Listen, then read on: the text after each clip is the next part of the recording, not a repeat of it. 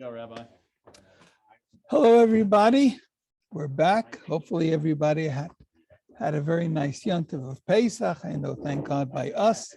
It was wonderful. We had a number of families that move in. Our families moved in, and it was Baruch Hashem great. Okay, getting back to Tanya again. The whole Tanya is predicated on a verse in the Torah that says, doing every single mitzvah and abstaining from every single sin is very doable. The term it uses actually, it is close, meaning it's very doable. And the Tanya comes to explain how, in fact, it is doable when it means to really do what God wants and not to sin at all. We must go against our human nature, which wants self-satisfaction and pleasure in any way you can get it. In order to explain it, he starts going and explaining what is the source of the Jew's soul. First, he says that there's the animal soul. What is the source of that? It's from a level of godliness, which is called klipas noiga. Everything comes from God, but this is a level of godliness that's called klipa, which really indicates concealment and obscuring of godliness, and that's the world where we don't see godliness openly in everything. We see physicality. That is the animal soul, but then he says the second soul, which is found only by a Jew, because the Jew has to have this special connection with God in order to fulfill its special function of bringing godliness, meaning revealing godliness in this world, is literally a chelik elekamemal, a portion of God above. What does that mean? It's a part of God above.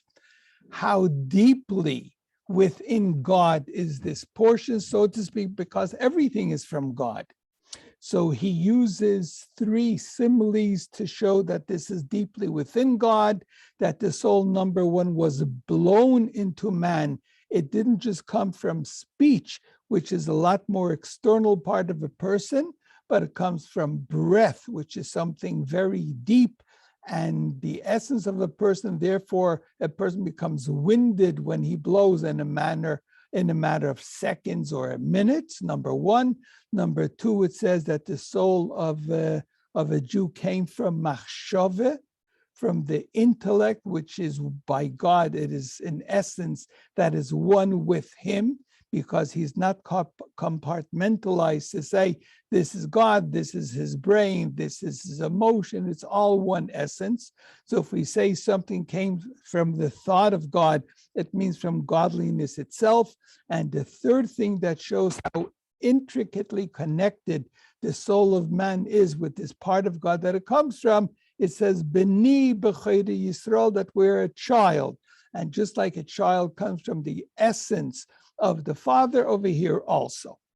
So after that, he asked the question, if all of the souls come from the same place, from what's called Chachma Ilah, the wisdom, supernal wisdom, meaning the highest level in the highest spiritual world, as we'll soon mention again, the Seder Hishtalshelos, the different chain-like order of worlds.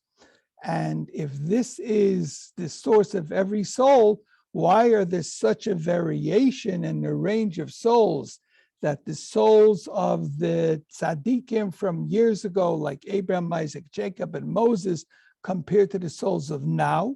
Amazing range. And then you have in the range in each generation itself, you have the great tzaddikim of every generation, and you have the simple people. Why is that if the source is of every soul is the same? So he brings the example, just like in a human being. A child is born from the one drop of the semen of the father, and he says the essence of the semen is found in the brain of the father. So the entire human being, the new human being, which is represented in the baby, comes from the brain of the father. And yet, in the different particulars of the child, we see so many different parts. Some parts are intimately related to the brain of the father, by they themselves being brain matter, so to speak. The brain of the child is the same essence, it's the same matter as the brain of the father. So we see that the apple didn't fall too far from the tree, so to speak. The child is the essence of the father, and yet you have different parts of the child that show very, very little life, very little vitality, like the nails of the baby, the hair of the baby, and different limbs that you can cut them off, and yet the person continues living. So they're not really an essence of life. And yet all of these diverse parts of the body come from the brain of the father. How is this? If they all come from the same place. So he says, by the drop of the father being for 9 months in the womb of the mother, different parts of the body undergo different transformations. Some, the brain of the child remains the same essence as what it came from, the brain of the father. Others come from different places. You see less vitality in them. And some even come from such a low place, you don't see any vitality, any life in them whatsoever, as nails and hair that you can cut them and the person doesn't even feel it, he doesn't sense it, no pain, no anything. So the same way he says, in this amazing range, this very drastic range of souls, from the highest range of souls in Tzaddikim, or in Avram, Yitzchak, and Yaakov, and Moses, to some of the most insignificant souls that inhabit the most insignificant person down here in our present time, the fact that they're all different does not alter the fact that they all come from the same source, a very deep essence within God. However, the godliness is a lot more concealed, but it is there. It might take a lot more effort to reveal it, but it is there. Okay, let's start. We'll continue with the words we have on the screen. We call mokim. In any case, even though there's such a range, shoyrish kol hanefesh, the ruach, neshama, kulam, the source of every one of these 3 levels of soul that actually interact with the body, which is called the nefesh, which is the lowest, the ruach higher, and neshama is a higher level of soul. Kulam, all 3. Meirosh kol hamadregas hasef kol dargin, from the highest level to the lowest level. And this lowest level is hamelubash, it is clothed, meaning it is housed. Beguf amei ha'aretz v'kal shebekalim, in the body of a very common person, and the kal shebekalim, most irreverent, and somebody who takes religion very, very lightly, meaning he has no sense of godliness whatsoever. So despite the fact that actively we don't see any sense of godliness by him, he has no awareness of godliness, yet even his soul, nimshach, is derived, memoyach ha'elyon, from the supernal intellect, meaning from the first place where godliness is revealed in a somewhat limited way, that this limited way becomes the source ultimately of this world, and that is shehi. It is, where is the initial source of interaction between godliness and between some type of creationism. It's at a level which is called chokhmah elah, supernal wisdom, God's level of chokhmah, of knowledge, kaviyachol, so to speak, as if we can truly apply the term wisdom to God. As he says, in many places they say you cannot really apply the term wisdom to God only after it's already contracted to a degree that we can apply it, because God, in essence, you cannot give any type of such definition that he's wisdom, he's kindness, or he's anything, because he's not compartmentalized, as we said. Okay, then he continues, and he says, Kimshal, just like in the example of Haben Hanimshach Memoyach Ha'av, the child that is derived from the essence of the brain of the father through the drop of semen. She'afilu tzipornei raglav, even the nails of the feet that are figuratively the lowest part of the body, the furthest part away from the brain. And in actuality, you don't sense any life there. There is life because they're growing, but you can cut them off and there's no pain in the cutting. Yet, even that low level of the person's existence, nishavu metipu zoi mamish, was literally created from this one drop, which comes from the essence of the father's brain.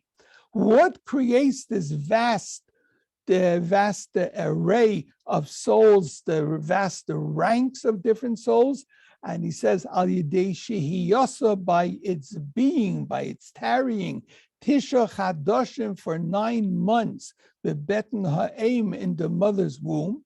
And over there, different levels within this one drop of semen changes. V'yarda, it descends madrega, from its highest level, which was brain matter of the father, le'shtanes, to be transformed, u'lahaves memena, and there should be created from it tzipornayim, the nails. Now, we might say, well, wait a second. If you're saying that the tzaddikim, their soul is like the brain of the child, that's still comprised and is therefore highly aware of its father. It's the same essence. And the souls that can be compared to the idea of nails on the body, which do not really bear much of a spiritual resemblance to the brain. There's very little life in them. Well, how can you compare the two? How can you say this is a soul that I'm going to expect from it and demand from it the same connection to God and the same service of God from somebody that I just said he is a pachish of a pchusim, he's a low life, he's a lightweight, and he's ignorant? How can I demand from him the same level of connection to God that I demand from a tzaddik whose soul is on the level, he's like the brain, the same essence as the father?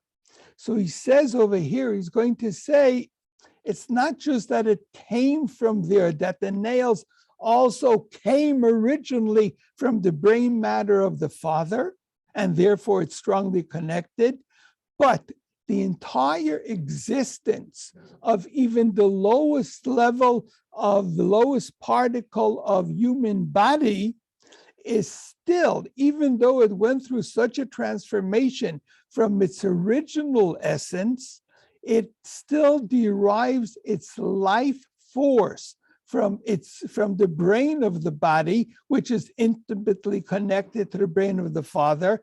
Not just that it was connected there, but its constant life now, whatever life force it has, the fact that it is alive, the fact that it grows, the fact that it exists, is also because it is still connected to its brain, to the brain of the child that it is part of. The same way the neshama of every single Jew, even the neshamas of those lowliest of Jews, their soul still receives its vitality.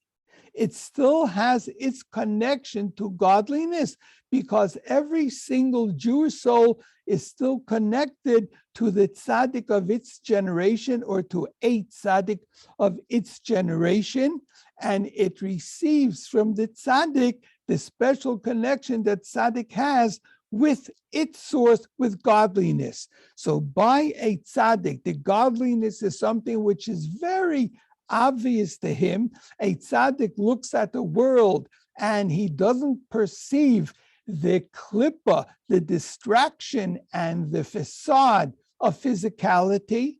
He goes right away beyond that, and he sees the essence of this world, which is godliness. And being that even the lowest level of soul is still connected and receives its life source from the tzaddik, therefore it is still connected to God. It has the capability through much effort to connect to God on the level that the tzaddik does. I try and look at it to a degree as when you have a power station, whether it's going to be water powered by any of the dams, or it's going to be powered by generating electricity from coal or generating electricity from the constant nuclear source, there's a power station. If that power that came directly from the power station, millions of megawatts, would feed directly into any house, the house would explode. There's nothing there capable of receiving this energy without the whole thing becoming nothing, without this, the whole house or structure burning up. Literally, it's going to be too hard. So there's many sub-power stations and substations and contractions where the energy keeps on being downsized. And even when it comes into the city, there are different, on all of the different poles, there are different, what are they called, tell you? On top of, on the top of electrical poles, you have further boxes that further reduce the amount of energy that is coming into the wires, into the condensers on the poles. Then finally it goes into the house. So the same way, the energy that the tzaddik has is a connection of godliness, which is very strongly connected to God.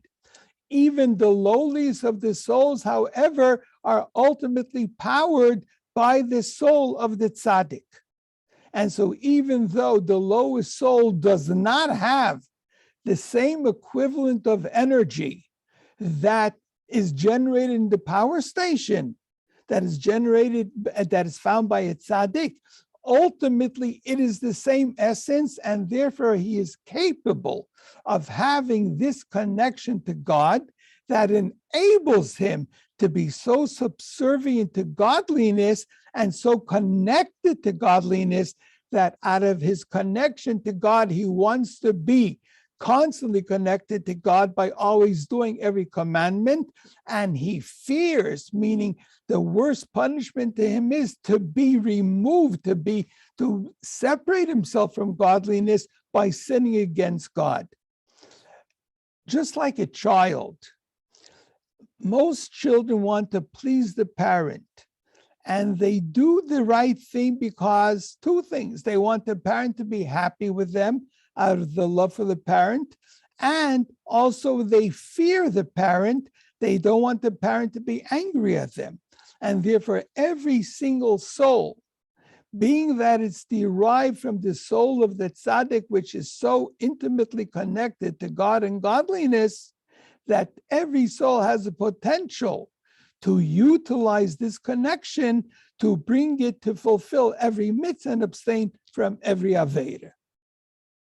So again, let's go back to the words. V'gam achshav ba'bein, even now in the child, yenikas hatzipornaim v'chayusam, the deriving of the life in the nails and the vitality of the nails, meaning just the existence, and then the life that's in the nails, that it actually grows. It's not a dead piece of whatever cells. Nimshechas b'moyach shebarosh is derived from the brain in the head. Now he gives just a few notes to show us that even the parts of the body that don't seem to reflect too much life, the veins, the bones, the nail, they all come from a certain aspect of the semen in the father. Then he brings another quote for the same thing, where it says that the garment of Adam in Gan Eden was not skin like we have it. It was something a lot more coarse. It was like nail-like material. Then it lost it by the end of the Sabbath. It became skin. And the source of that was the level also of intellect. So we're up to now by the word v'kocha. The kocha mamesh, just like the analogy that he just used, that in a child, every part of the child, the most spiritual or the most refined part, like the brain, down to the level of nail, which is the most unrefined, and it's the level of nail on the foot, which is so low that this is what steps on everything. It steps on the ground. There's, in a sense, this reflects the fact that there's no refinement in it, very little sensitivity, yet in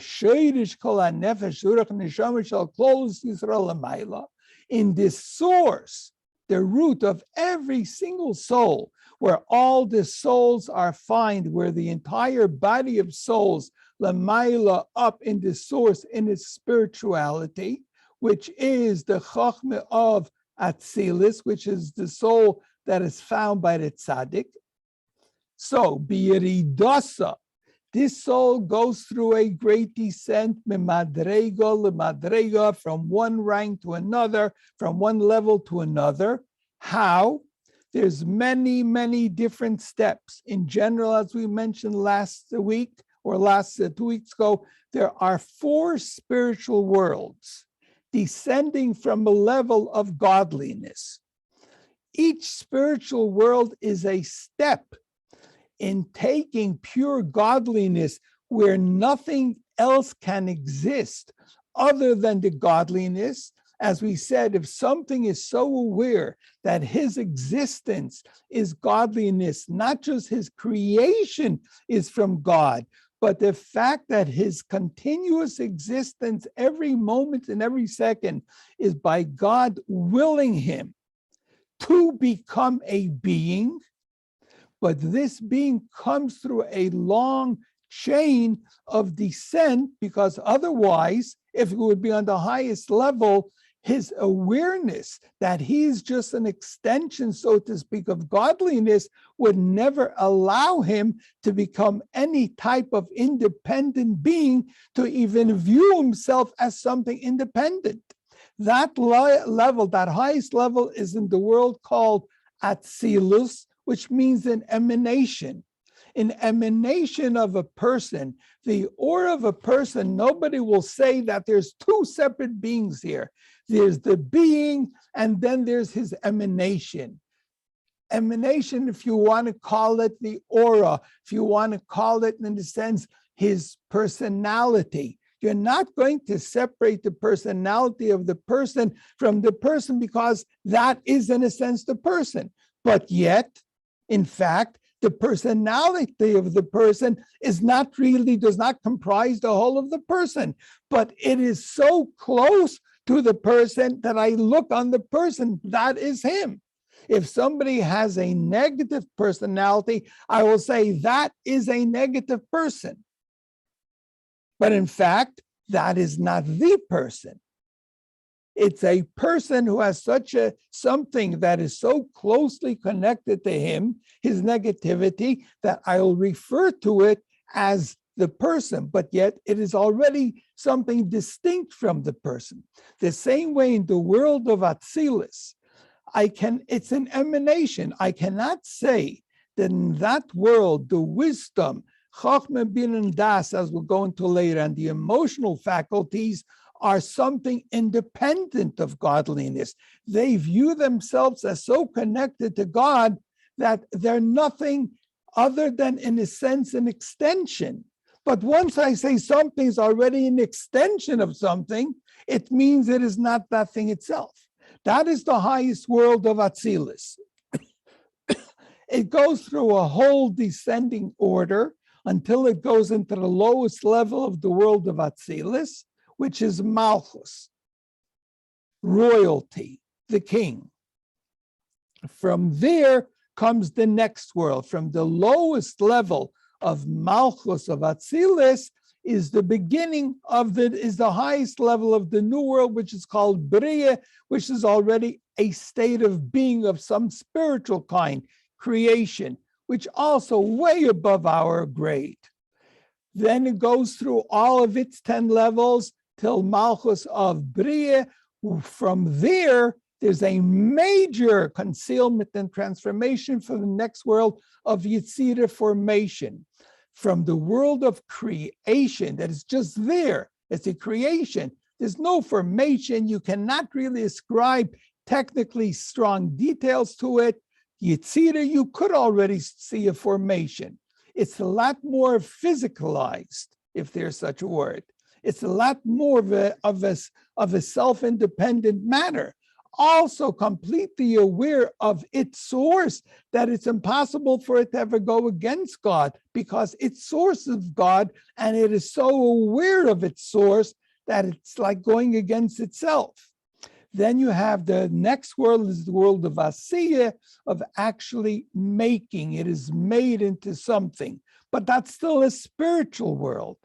But from there, there's what's called Asiya Gashmias, the physical world of our reality. So in the lowest level of the lowest world, in the spiritual world of Asiya, is where the lowly souls come from. But yet, all of them, as we said, it's a chain. It's a descending link. Each level in every world becomes the lower level and lower level, but yet they're all connected to their original source, which was the intellect in the highest world of Atzilus, which is connected with godliness. That's what he says here. So everything comes from it. Let's go for the word biyiridosai. So the soul, every soul, yiridosai, it descends from level to level, al yirei hishtalshelus, through this descending order, which is called hishtalshelus.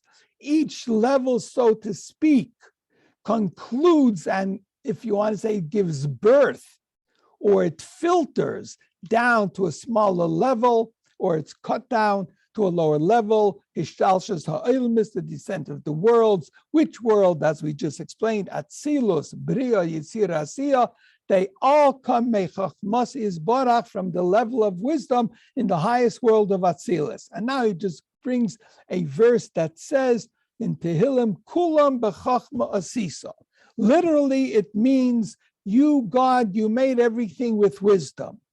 But Kabbalah explains that also is alluding to the fact everything, every single soul, Chachma Asisa, came from this highest level of Chachma. Everything was made, every soul started out from the level of this deepest level of wisdom within God. So Nishavu Mimenu, from this highest level of soul, there was created and descended from it, Nefesh or Neshama Shel Amei Haaretz, the soul, all three levels of soul of Amei Haaretz, of the masses, the common folk, Pchusei Ha'arach, and those are very lowly people. And as we said, there are another two levels of soul that each person has, but those souls, those two levels, Chai and Yechida, don't interact with the body. They are always connected to their source and godliness. Now he's going to continue, Ve'im kol zeh, despite this fact, literally with all of this, but it means despite the fact that all of these souls descended through these four levels of spiritual worlds, and in every spiritual worlds there are thousands of levels of descent. And I might think that they're so removed from their essence, which connected to godliness. So despite their great descent, Idena, they, the souls, are still, it's a plural term, Idena. That's why it has the yud there, because it's speaking plural. All three of these souls are still kishurais umyuchodais. They're connected and they're unified.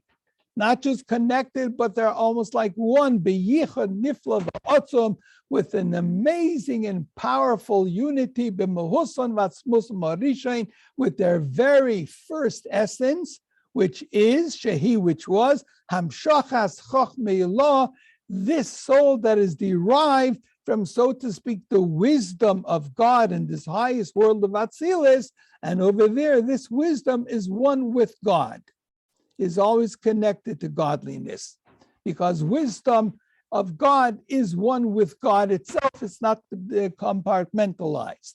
Why? So he says, how are they so connected? Because this source and the vitality, meaning what gives them their feeling of the nefesh, ruach, neshama, their spiritual feeling of even these lower levels of soul, which are found in Amei Haaretz, in the simple masses, is still connected and unified min nefesh, ruach, neshama shel hatzadikim v'chachomim, from the soul, the three soul levels of the tzadikim v'chachomim. Doesn't mean wise people, scholars, but it also means the very righteous. Just because somebody is a scholar does not mean that he's a righteous person. You have many people that they were great scholars. They learned the wisdom of Talmud because it's a great wisdom and it's very enjoyable for people who like intellectual pursuits. But you always had people that they learned and they didn't put anything into practice. There was no spirituality in their learning.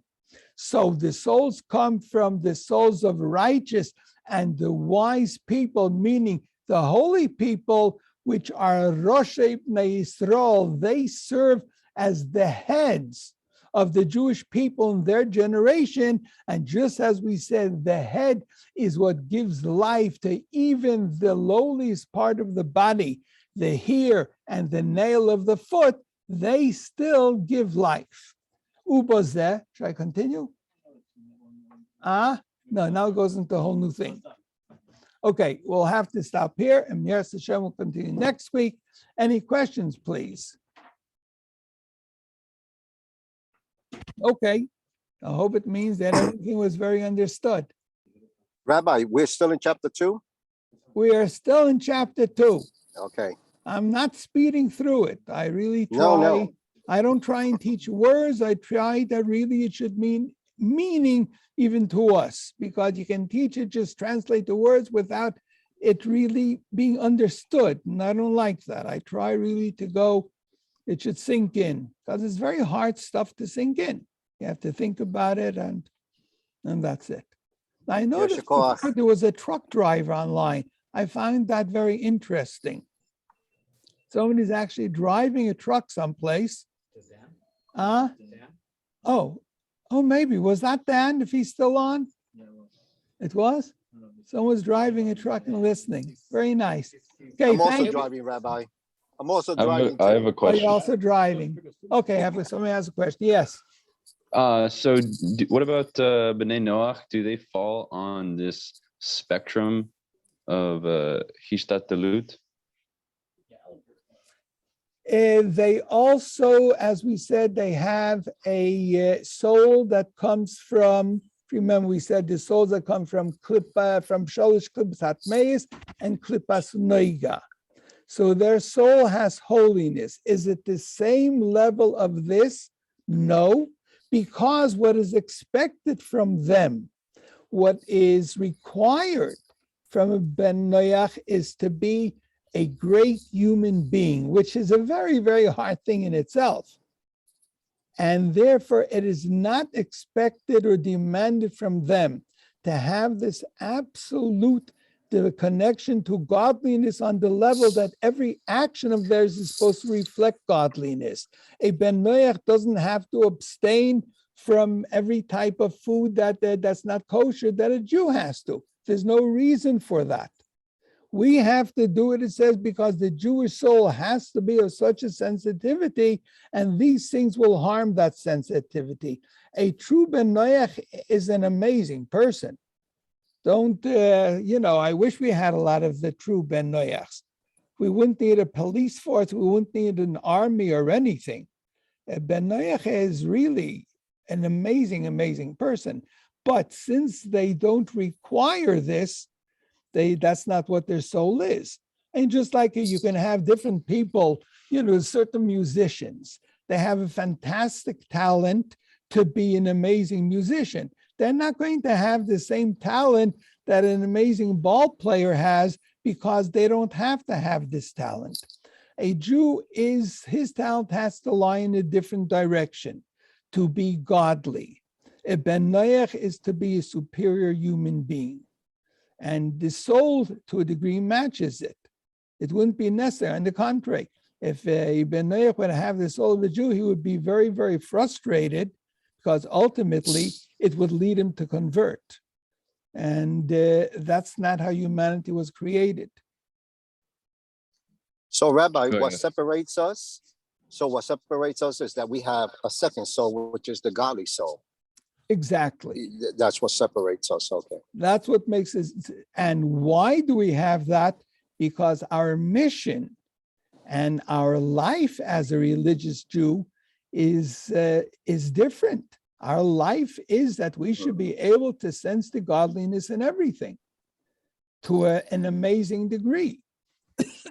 And to do that, we have to have such a type of a soul that will allow us. Otherwise, why would anybody give up everything that's pleasurable to him? You know, there's a famous saying, everything I like is either illegal, immoral, or fattening. Everything that a person likes serves him in some way. In godliness, you know, if you really learn eventually what a tzaddik is, there's no such thing as self. There's no such thing as I want. And that's why in the Hasidic parlance, in the Hasidic world, certainly in Chabad, the idea of an ich, I, really is something that is looked down upon. A very Hasidic Jew once said, I don't care for sick people. And you have to take it in the right way. Why? Because they sense themselves too much. In other words, if a person is healthy, he does not sense himself whatsoever. I am not aware of myself. I'm not aware of my hand, of my chest, of my head. You're not aware of self. If somebody is sick, I sense I have a headache. I am aware there's a part of me that hurts. If my knee hurts, I am aware I have something in me. It gives you some type of a self-awareness. And the essence of Hasidus and what true Yiddishkeit is supposed to be, you are just here to serve God.